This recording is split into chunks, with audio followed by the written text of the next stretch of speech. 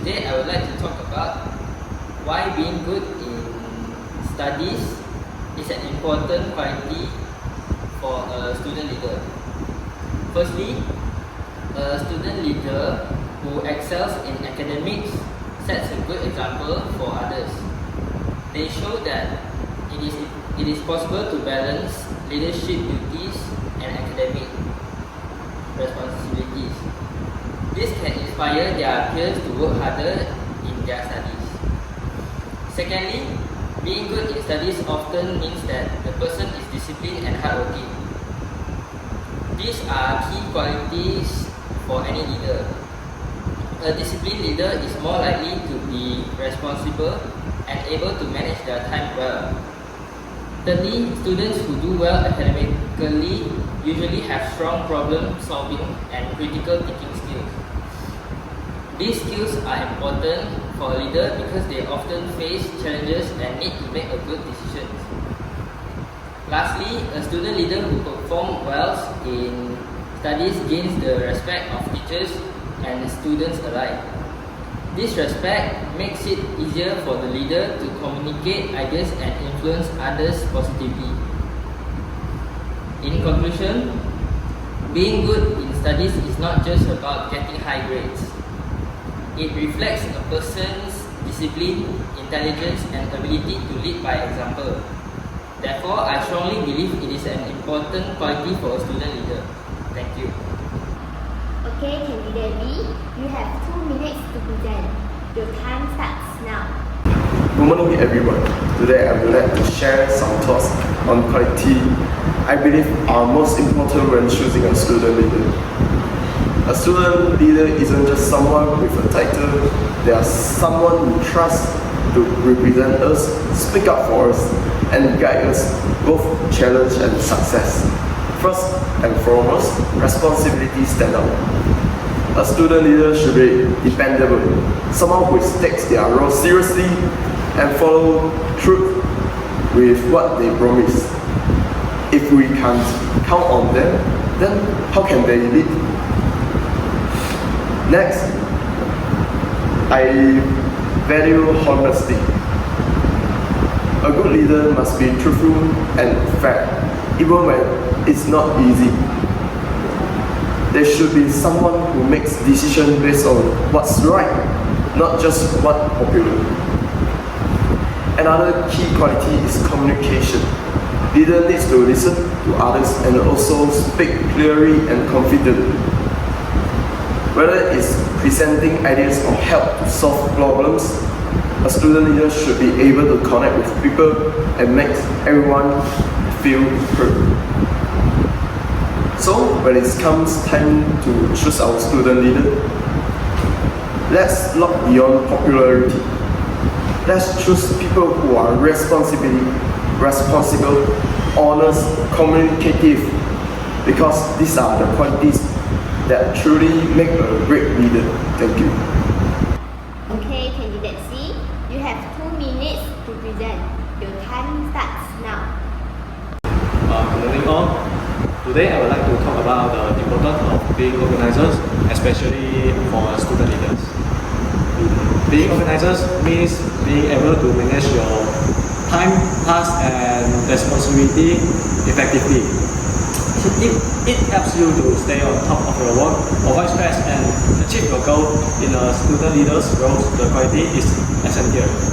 Firstly, an organizer, student leader can plan and carry out events smoothly, whether it's school assembly or convention. Being organizer ensures everything runs on time and nothing is forgotten. Secondly, an organizer's person set a good example for others. If a leader is always prepared, punctually and focused, other students will follow their lead and respect them more. Okay. Third, being organizers allow leaders to balance their duties with their study. They can meet deadline and handle responsibility without feeling overwhelmed. In conclusion, being organizers is not just about keeping your desk tidy, 定有 desk tidy. It's about manage your time life in a smart and effective way. That's why I believe I believe it is one of the most important qualities for any student leaders. That's all. Thank you.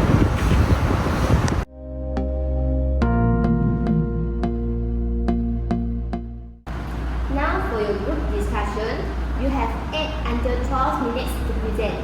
You may start now. Good morning everyone.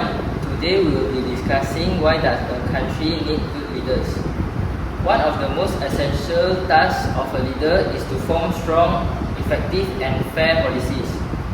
Policies are like the roadmap for the country. They decide how education, healthcare, safety and public services are managed. A good leader listens to the needs of the people and use facts and expert advice to create long-term policies. Let's take the example of Lee Kuan Yew, the first Prime Minister of Singapore. Under his leadership, Singapore developed strong public housing, excellent public transport and anti-corruption policies that helped turn it into one of the most developed nations in Asia. On the other hand, in some countries, weak or corrupt leaders create policies that only benefit the rich or their friends. This causes inequality and suffering for the ordinary people. In short, without strong and fair policies, a country cannot grow or function properly. Good leaders create policies that bring opportunities and fairness to all. And ask yourself, what good is a country's wealth if its policies fail to uplift the people? What do you think? Candidate B? From my point of view, I think that a country is good leader because of the economy. The economy is like engine of the country. Without a healthy economy, there will be unemployment, poverty, and suffering. Good leaders understand to manage their country money wisely. They support local business, bring in foreign investors, and make decisions that help everyone, not just the wealthy. For example, look at Rwanda. After a terrible genocide, the country's president, Paul Kagame, helped rebuild the nation through investment in technology, education and tourism. Today, Rwanda is one of the fastest growing economy in Africa. Compare this to some oil-rich countries that are still poor, not because they lack money, but because of corruption and mismanagement by their leaders. Good leaders make fair economy decisions that reduce the gap between rich and poor, and that prepare the country for the future.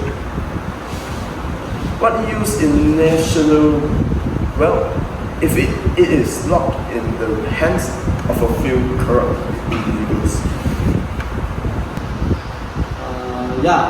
Policies and economy is important, but I think the most important is because peace.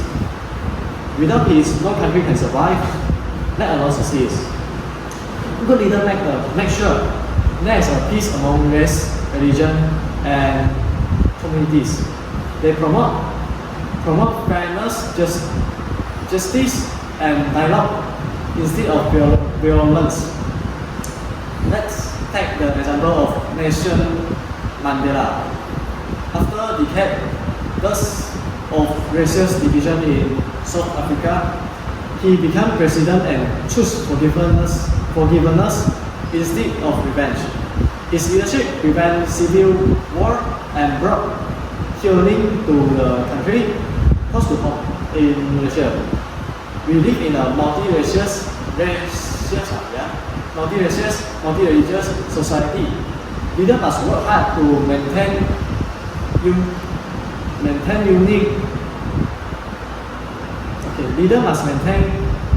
unity and prevent tensions. Peace allows education to continue, business to grow, and family to live without fear. What the value of progress if people live in fear every day? Okay, yes. Next, let's talk about trust. Trust between the people and the government is the foundation of a strong nation. When leaders are honest, transparent and consistent, the public will support them and follow the law. Countries like Finland and Denmark are known for their honest leaders and low levels of corruption. As a result, people in those countries have high levels of trust in their government and public systems. But in countries where leaders are involved in scandals, corruption, or misuse of power, the people lost faith. They protest, stop paying taxes, and even cause civil unrest. Good leaders lead by example. They don't just say what is right, they do what is right. Can a nation move forward if its people do not trust their leaders? Thank you. I will now pass it over to my teammate to continue with the next points. It's true to an extent, but in my point of view, another very important reason we need good leaders is that they can inspire us. Great leaders don't just make rules, they give people hope, courage, and a sense of purpose. They motivate citizens to work hard, be kind, and contribute to the nation. Think of Martin Luther King Jr. His speech gave millions of people in the United States the strength to fight peacefully for their rights. Or think of Jacinda Ardern, the former Prime Minister of New Zealand. After the Christchurch mosque shooting, she responded with empathy and unity. Her leadership brought comfort and healing to a grieving nation. Inspiration brings out the best in people. Inspired people are more willing to volunteer, study, and innovate and help others. Can a country rise to greatness if its people feel hopeless and divided? Thank you. Now I will pass it to our final speaker to continue with the last reason of our conclusion. I suppose that true, both you and candidate A have a valid point. However, I think that peace is the most important reason why does a country need good leaders. Because leaders play a key role in maintaining peace, both within the country and in foreign relations.